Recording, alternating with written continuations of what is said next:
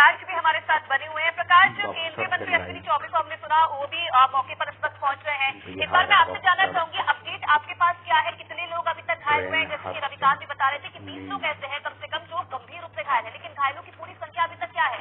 आपके पास क्या जानकारी? बिहार जो घायल हैं उनको इलाज कराना सबसे ज्यादा जरूरी है। इसलिए इस पूरी घटनाक्रम क्या है? घटना में दीनदयाल उपाध्याय स्टेशन से ट्रेन से चलती खुलती है और रघुनाथपुर के पास में ये हादसा होता है, जिसमें 6 एसी बॉगी जो पटरिया से उतर जाती है। दरअसल ये वो वक्त होता है जब लोग सोने की कोशिश कर रहे होते हैं या कुछ लोग नींद में भी आ जाते हैं, कुछ लोग खा रहे होते हैं।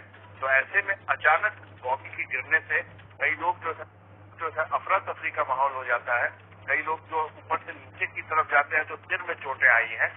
तो इस हिसाब से उन्हें कोशिश की जा रही है कि उनका ज्यादा से ज्यादा जितने भी ऐसे घायल लोग हैं उन्हें पहले अंदर से बॉगी के अंदर से निकाला जाए और निकालने के बाद फिर उन्हें अस्पताल पहुंचाया जाए या फर्स्ट एड जो जैसा कि सीपीआरओ बता रहे थे कि वहां मेडिकल वैन की टीम पहुंच गई है।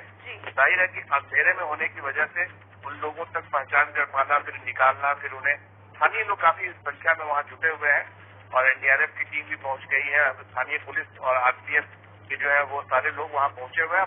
तेजी से राहत का काम किया जा रहा है ताकि जितने भी लोग हों वो सभी निकाल करके और जो है सुरक्षित जगह पर ले जाया सके, क्योंकि स्टेशन के पास ही ये हादसा हुआ है। तो जो लोग